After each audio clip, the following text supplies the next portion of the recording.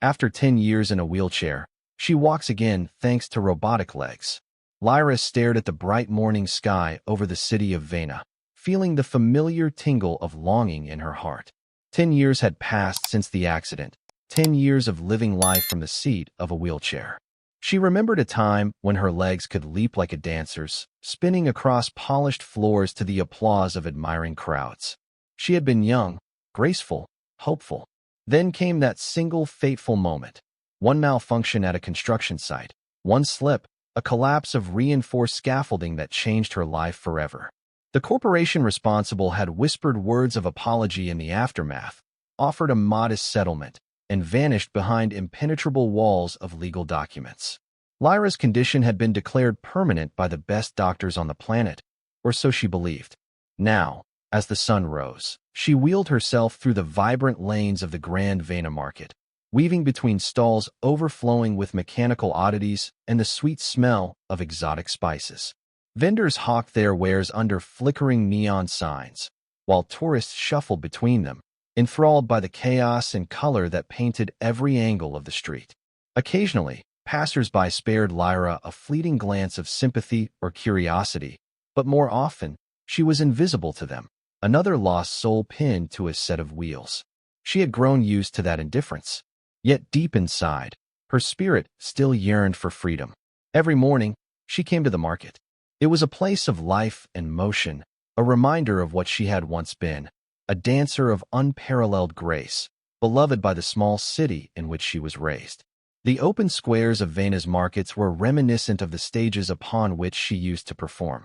But now, instead of the rhythmic tapping of dance shoes, the steady hum of her wheelchair's electric motor filled her ears. She would close her eyes sometimes, letting herself drift back into memory, imagining the thrill of her old life, only to be brought back to reality by a gentle bump in the road. On this particular morning, the sky wore a color of gentle lavender, heralding a day tinged with possibility. Lyra's heart fluttered with an inexplicable anticipation. Perhaps it was merely the sense that something in her daily routine would shift, or an urging of her subconscious that whispered, "Look around. Keep your eyes open." She was not sure why she felt that subtle push, only that she did. She guided her wheelchair past the rows of stalls that sold fresh fruit grown in biodomes, carefully balanced crates of bright green glistac berries and golden-tiered vamba fruits. The merchants called out, beckoning her to stop and sample their delicacies. She politely declined, her focus drifting from the cheerful hum of the market to the distant memory of how she used to dance and leap. How footwork once defined her entire life. How the world's joys and sorrows seemed to flow through each step of her choreography. To have lost her legs was to have lost the central pillar of her identity, or so she had always believed. Turning a corner, she arrived at a courtyard known for its cluster of artisan shops. Here, slender archways framed glass display cases full of handcrafted wonders. A few children, laughing and playing, darted around the cobblestone ground with jubilant energy.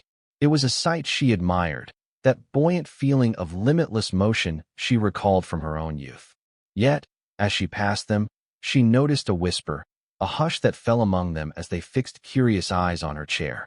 Then came the painful words spoken by one bolder child. "She used to be a dancer, but she can't even stand now." His voice dripped with innocent cruelty. The group erupted in giggles. The words cut deeper than a knife. Lyra tried to ignore the sting, pushing forward, feeling the trembling in her arms. She knew children could be unfiltered in their honesty, that their words were reflections of her own raw fears. Still, every syllable burned like an echo, stirring old wounds. She averted her gaze, silently making for the edge of the courtyard. The market suddenly felt confining, almost hostile.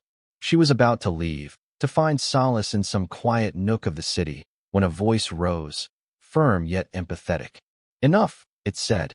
"You have no idea what she's lived through." The voice wasn't loud or angry, merely resolute. The children stopped and scattered, half ashamed, half startled by the stranger's defense. Lyra, halting her wheelchair, turned to see who had intervened. He was a tall, lean man with an air of quiet confidence. At first glance, he looked unremarkable, dressed in a simple, nondescript jacket, cargo pants, and worn boots. but his posture carried something of a soldier's discipline.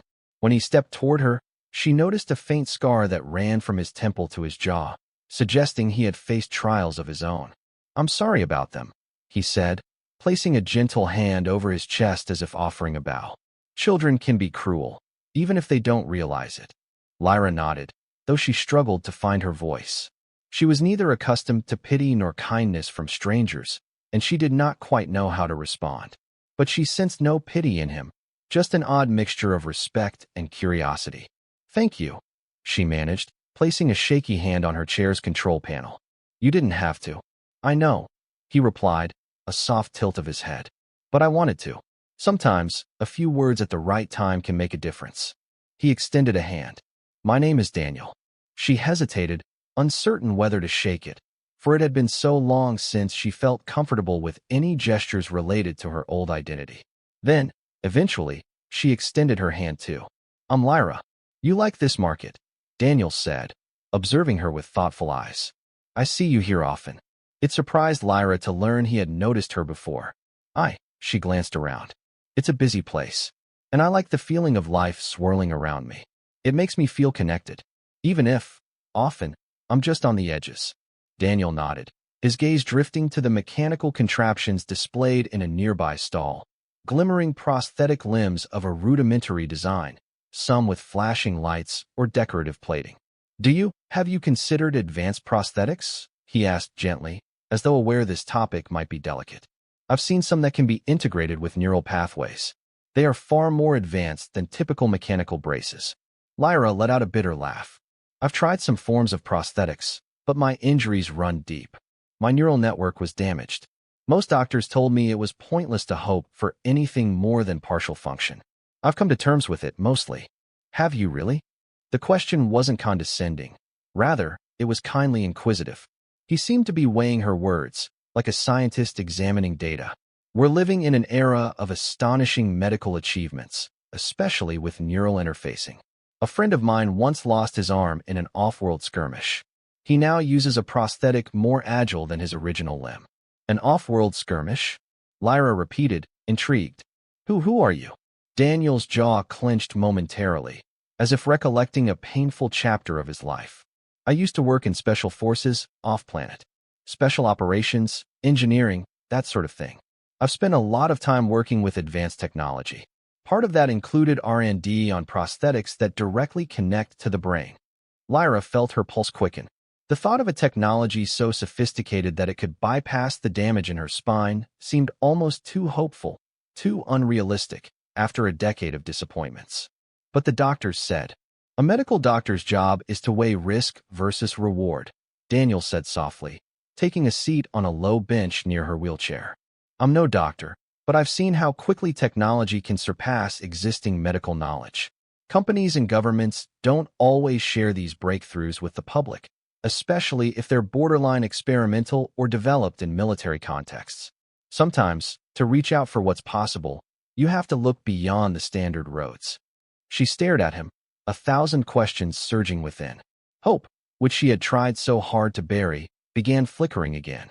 She swallowed hard, feeling uncertain. Could there be something out there that might truly help her walk again?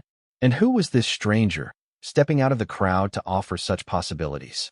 "I want to help," Daniel said, picking up on her unspoken question. He gave her a faint smile, then glanced at the children from earlier. They stood at a distance, their exuberance dimmed by the reprimand. "I saw how that comment hurt you.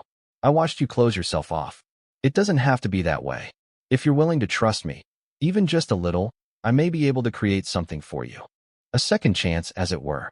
Lyra's chest tightened with a swirl of emotions.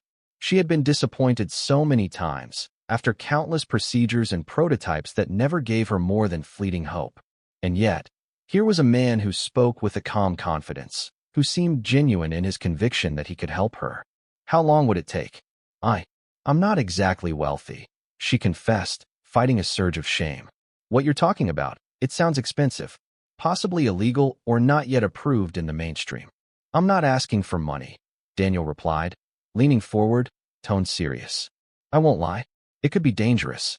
The technology is advanced, probably beyond what you'd find in your local hospital.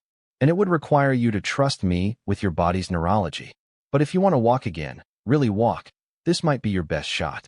And he paused, hesitating as though uncertain he should continue. "I have my own reasons. Let's just say, I feel a certain responsibility. I want to do good with the knowledge I've gained. I'd rather see my skills help someone who deserves it than let them rot in some black-budget project." Her mind swirled with new possibilities. Skepticism warred with longing. Could this man be a con artist, feeding on the hopes of the desperate? She doubted that, intuitively. His eyes didn't show greed or ill intent, but rather a quiet resolve. She decided, then and there, that she needed to see more, to learn more. "All right," she said at last, exhaling a breath she hadn't realized she'd been holding. "Show me what you can do, Daniel." And so began the unlikely partnership. In the weeks that followed, Lyra discovered that Daniel was a skilled engineer with knowledge that outstripped anything she had encountered in the clinics. He had, at some point in his clandestine military career, gained access to an advanced design for neural interlace prosthetics. He showed Lyra sketches and diagrams, carefully explaining how he proposed to bypass the damaged pathways in her spinal cord and link new mechanical limbs, legs that would look and feel almost real, to her brain. To do this, he would need custom parts, some of which would have to be scavenged from the deeper markets of Veyna or smuggled off-world. But the concept itself was sound, if not audacious. Lyra's days became a blur of planning and preparing. She found herself poring over Daniel's schematics, asking countless questions about nerve impulses, power sources, structural supports, and microsensors. Daniel had an answer for everything, his calm voice explaining complexities with surprising patience. In time, a fragile sense of hope began to fill the vacuum in her heart, once occupied by despair. The setting for their work was a small workshop Daniel had secured on the outskirts of Veyna, tucked away in an old industrial district. There, among abandoned machinery and dusty crates, they cleared a space to begin assembling the prototypes. Huge mechanical arms hung from the ceiling to help lift heavy components. Daniel kept a battered notebook where he wrote down equations and scrawled half-coded lines for the neural implants. Lyra often watched him in those moments, admiring the way he lost himself in the design. At first, the partnership was purely technical. Daniel was the engineer, Lyra the patient in need. Yet as the days wore on, their bond shifted. Late-night hours spent meticulously calibrating servo motors led to hushed confessions about past regrets. Daniel told her of missions gone wrong, of friends who fell in combat.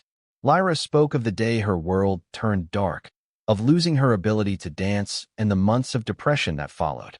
They learned to trust one another, forging a friendship that ran deeper than mere necessity. Gradually, the new legs took shape.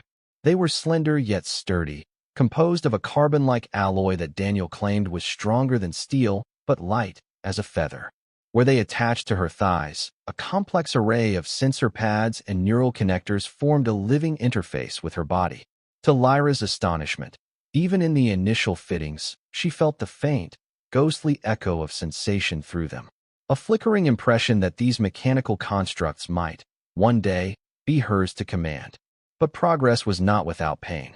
Installing the neural implants required invasive surgery, something Daniel performed with medical precision gleaned from his special forces training, combined with a suite of stolen medical drones. The procedure was excruciating. For days afterward, Lyra found herself writhing in feverish pain, her mind trying to adjust to the alien signals pulsing through her nervous system. She questioned, in the darkest hours of that agony, whether she had made a mistake. Yet Daniel was always there, quietly encouraging, checking her vitals, administering medication, making gentle promises that it would work if she endured. And endure she did. Slowly, her body started to accept the implants. She began to control the mechanical legs in small increments, wiggling an artificial toe, bending a knee. Each success was a triumph that sent her pulse racing. The day she managed to take her first step, with Daniel's support at her side, tears of joy streamed down her face. After a decade of being told it was impossible, after so many illusions of hope that had fizzled, she was standing, truly standing. In the weeks that followed, Lyra practiced constantly. She stumbled, fell, bruised herself, and fought frustration at her inability to move gracefully in her new limbs. Memories of her days as a dancer taunted her. She wanted to leap, to spin. But her muscles, weakened from disuse, struggled to keep pace with the advanced prosthetics. The neural link itself demanded training. Her mind had to learn to interpret mechanical feedback differently from organic sensation. It was a slow, grueling process. Daniel, patient yet persistent, guided her through specialized exercises, harnessed her into a treadmill contraption to simulate natural walking, and recorded data on how her nerves integrated with the mechanical signals. Every so often, he made minor adjustments, altering the calibration for a more natural gait or improving the microhydraulic pulses in the knees and ankles. Together, they refined the system. And in the midst of all that, an unspoken bond formed. Their nightly discussions grew more intimate, laced with laughter and the gentle glow of budding affection. They were not mere engineer and subject anymore. They had become friends, allies, confidants. Then came the day Lyra managed to walk across the workshop floor, unsupported, for the first time. 7 steps. Daniel counted them, voice trembling with excitement. Lyra's face shone with a joy so profound. She felt a piece of her lost self return. She could have danced in that moment, though she dared not try quite yet. The euphoria was overwhelming, and she collapsed into Daniel's arms, both of them laughing and celebrating, tears in their eyes. But fate, ever unpredictable, refused to let such happiness remain unshadowed. One late evening, while they were testing the new diagnostic subroutines, Daniel's communicator beeped with an urgent message. His expression grew grim as he read the text, a flicker of old anxieties surfacing behind his eyes. He told Lyra it was from a contact of his, a friend who worked in intelligence. The corporation responsible for her accident, a monolith called Zenora Industries, had caught wind of a new prosthetic technology that was not on the official grids. More concerning, they had singled out Lyra's name in a private communication, referencing the old settlement and referencing Daniel's identity. It was no coincidence. Zenora Industries thrived on hidden secrets, advanced R&D, and the systematic suppression of anything that might tarnish their reputation or cost them in legal battles. If they discovered that Lyra's condition had been reversed through technology their own labs had deemed impossible, it could lead to awkward questions. Moreover, if they uncovered that their negligence had been the root cause of her permanent disability, until these robotic legs intervened, they might face renewed litigation or a scandal that could shred their public image. "We might be in danger," Daniel said quietly. "They'll do anything to bury the truth." Lyra felt her blood run cold. Memories flooded back of that day a decade ago, of how Zenora's lawyers came with all their labyrinthine contracts, making sure she would never speak publicly about the details.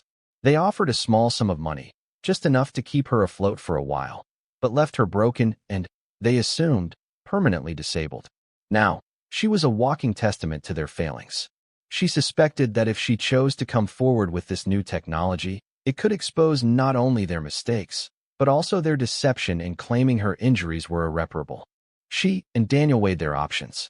They could hide, keep the project secret, and hope Zenora's attention drifted elsewhere. But that would mean living in the shadows, possibly forever. Alternatively, they could confront the corporation directly, bring the evidence of Daniel's breakthrough to light, and expose the past cover-ups. Yet that path was fraught with risk. Zenora was a giant, with resources spanning multiple star systems. They had lawyers, enforcers, and a vested interest in making Lyra disappear, or at least controlling the narrative. Despite the danger, Lyra felt a fire in her soul. She had been living in silent resignation for too long, trapped by the notion that her story ended at the accident. Now, empowered by the new life coursing through her mechanical legs, she realized she had to fight back, not just for herself, but for others who might be imprisoned by corporate greed and careless disregard. "We exposed them," Lyra declared, standing in her prosthetic legs with more confidence than she had ever felt before. Daniel regarded her, pride and concern mixing on his face. He nodded slowly, as though a burden settled on his shoulders, but one he was willing to carry. Preparations began in earnest. They compiled records of her condition before and after, Daniel's designs, and the direct link to the way Zenora had dismissed her case.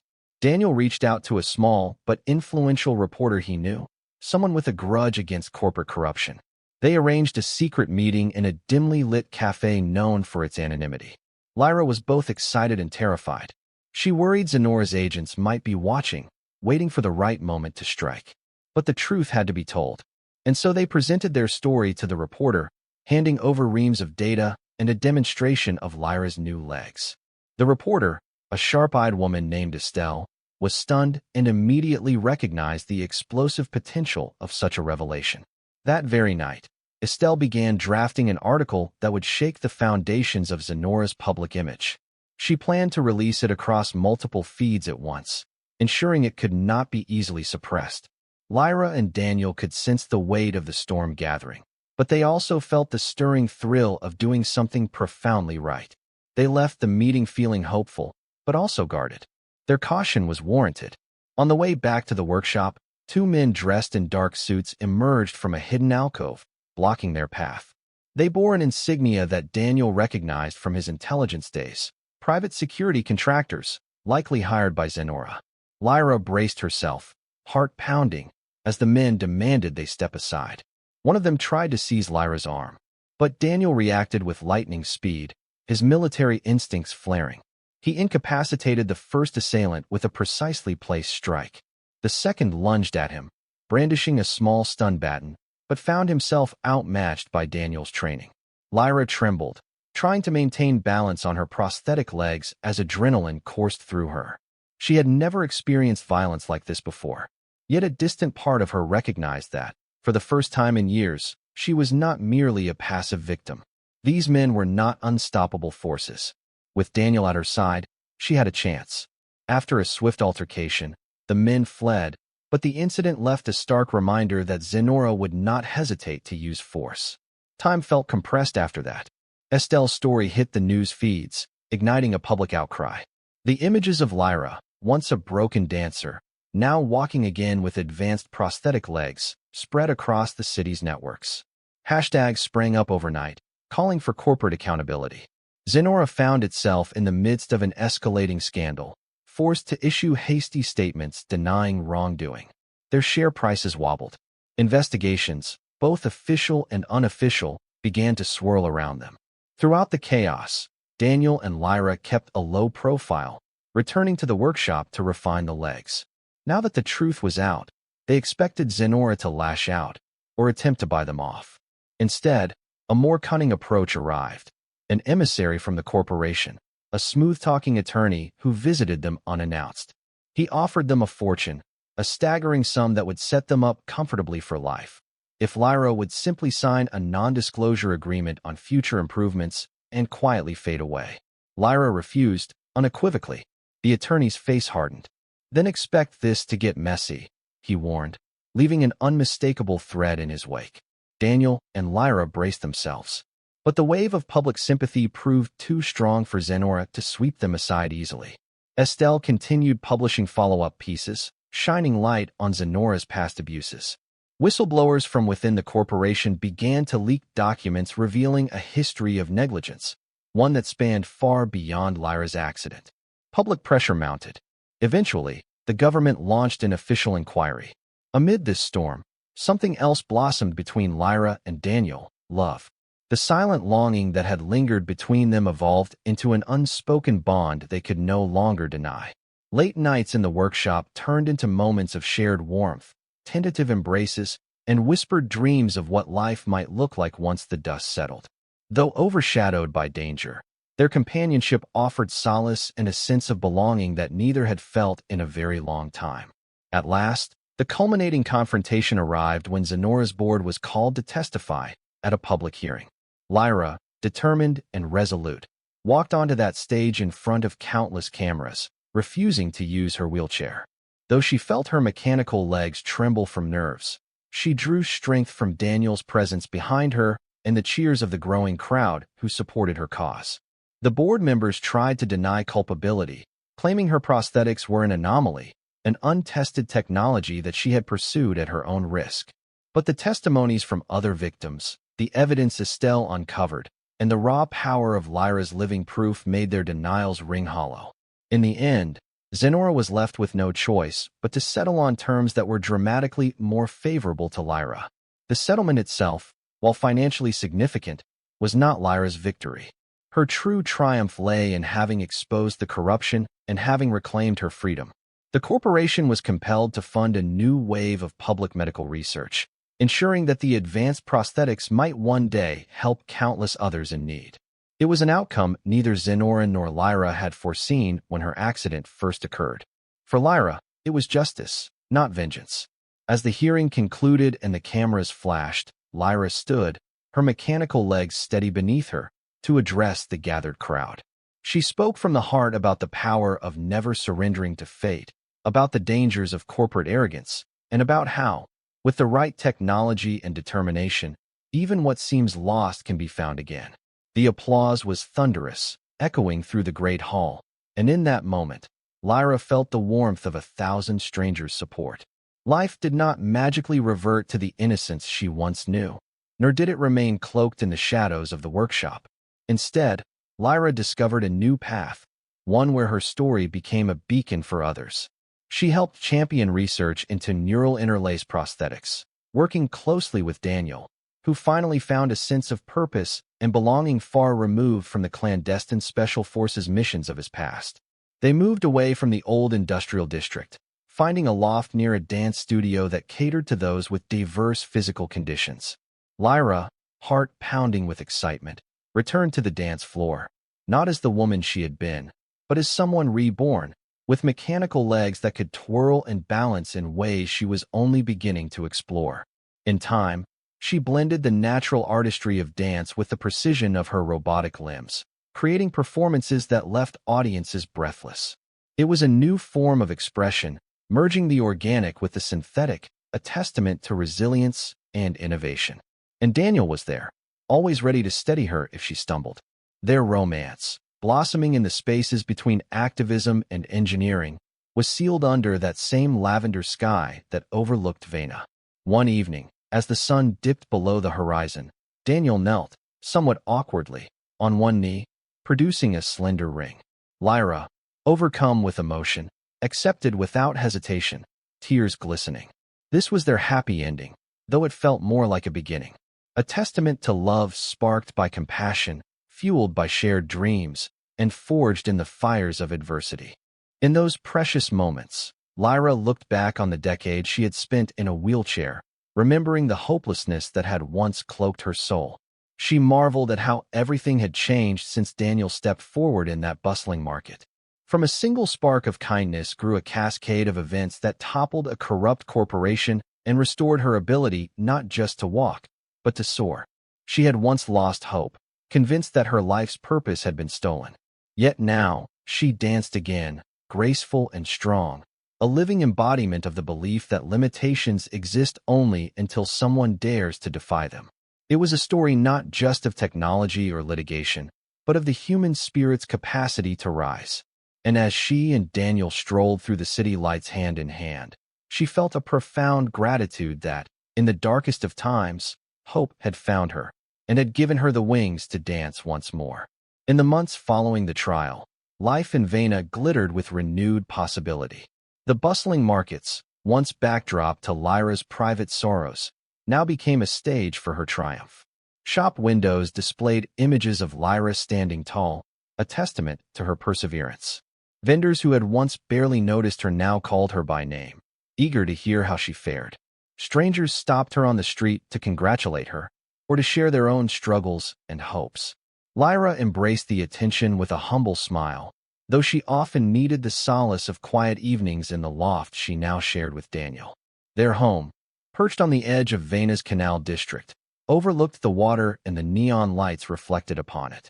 At night, they would sit on the balcony, hands entwined, contemplating how drastically their lives had changed and how, despite it all, they had found each other.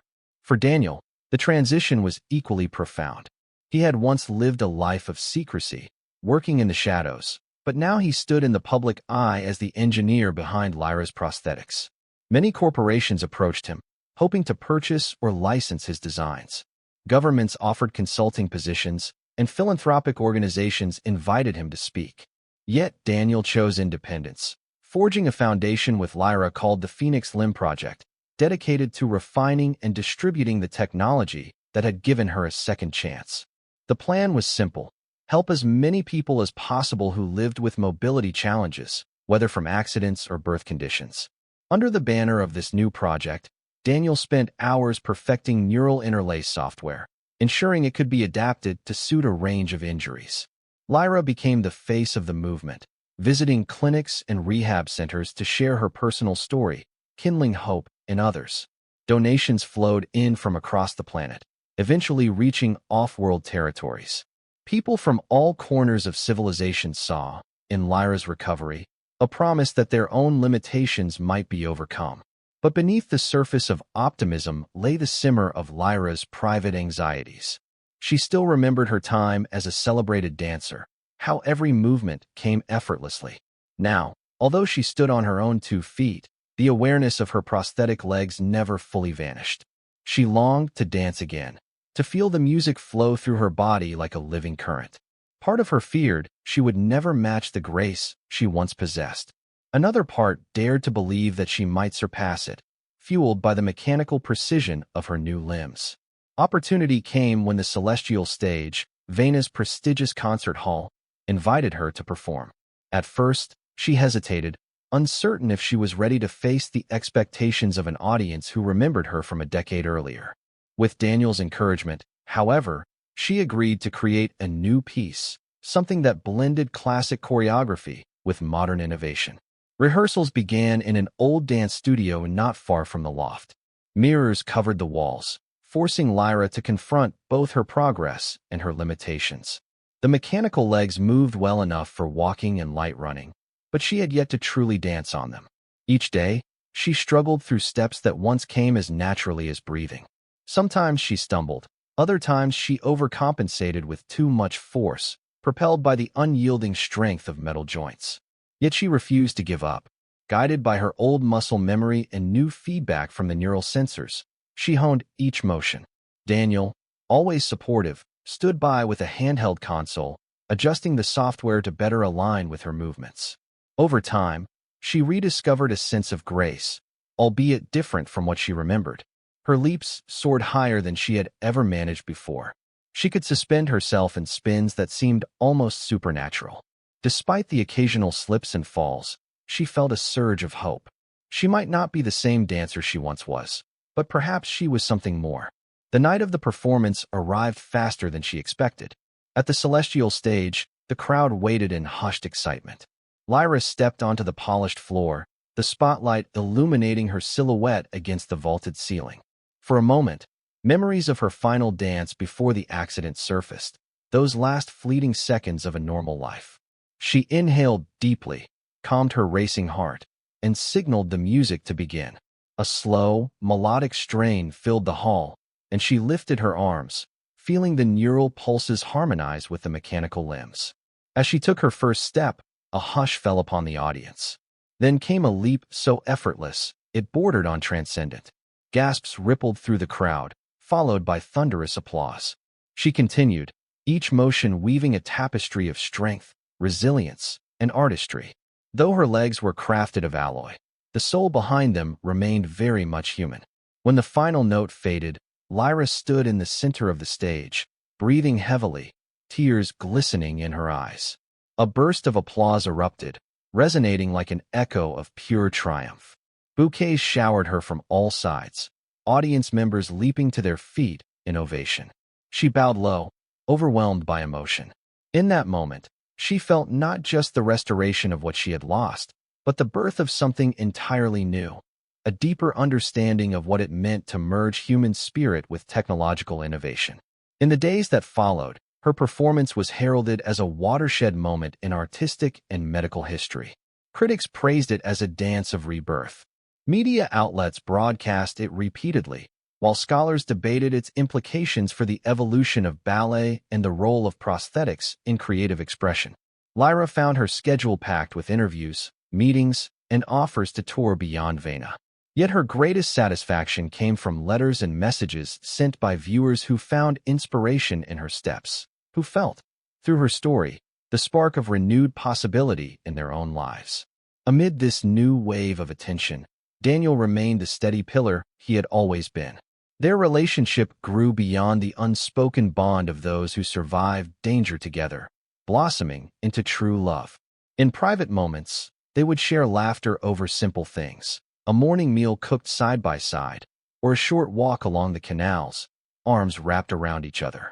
Sometimes, late at night, Lyra would wake to find him poring over diagrams for improved prosthetic designs, his eyes lit with that same fervent dedication she had seen when they first met. She would smile, place a gentle hand on his shoulder, and kiss his cheek, feeling gratitude that circumstance had brought them together. Not long after, they decided to wed in a small ceremony by the canal at dusk. The sky was awash in purple, reminiscent of the lavender hue that once graced their first meeting. Friends and acquaintances gathered, forming a circle of light and laughter. Lyra wore a simple white dress that did not hide her prosthetic legs. She wanted them to shine, symbols of her journey. Daniel, dressed in a dark suit, stood across from her, his smile brimming with quiet joy. They spoke vows that promised mutual respect, support, and endless possibility.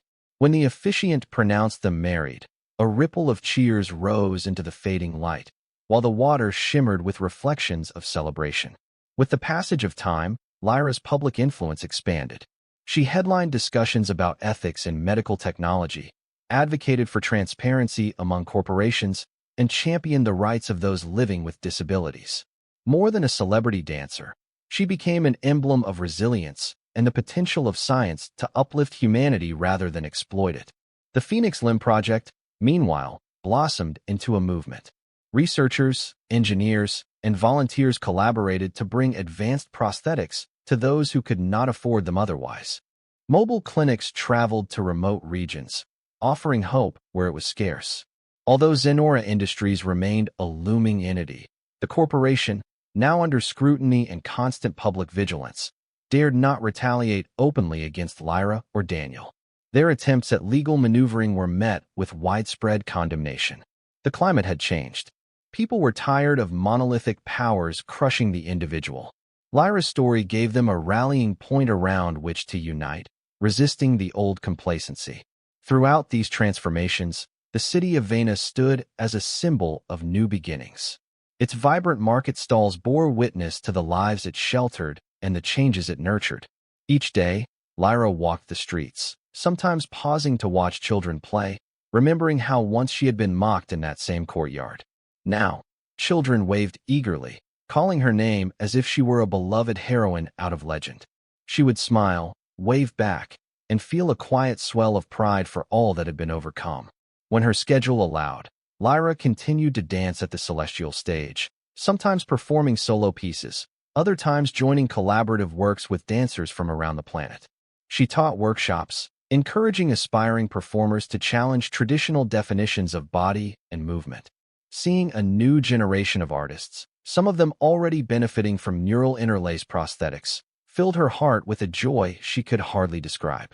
They represented the future she had once thought impossible, the merging of creativity and innovation, unbound by past constraints. In reflective moments, she would sit in the loft's small corner garden, gazing at potted plants and the old wheelchair she kept there as a reminder. She had vowed never to forget the lessons learned in her darkest hours. If life had taught her anything, it was that even in the face of overwhelming doubt, hope could reignite like a spark in dry tinder, spreading with remarkable speed and strength. And so her story continued, never truly ending, but evolving with each step she took. The once broken dancer had found a way to soar, and in doing so, she ignited hope in the hearts of countless others. Each morning brought a fresh sunrise over Veyna's skyline, and with it, the knowledge that her journey was part of a much larger tapestry, a story of love, faith in the unimaginable, and the inexhaustible power of the human spirit. In that sense, the second chance Lyra embraced was not just her own. It belonged to everyone who dared to believe in possibilities beyond the horizon. Through technology, courage, and the tender bond she shared with Daniel, she had reclaimed her dance and her life. And in that simple yet profound victory lay a promise to keep dancing, forever forward, into a future awash with light.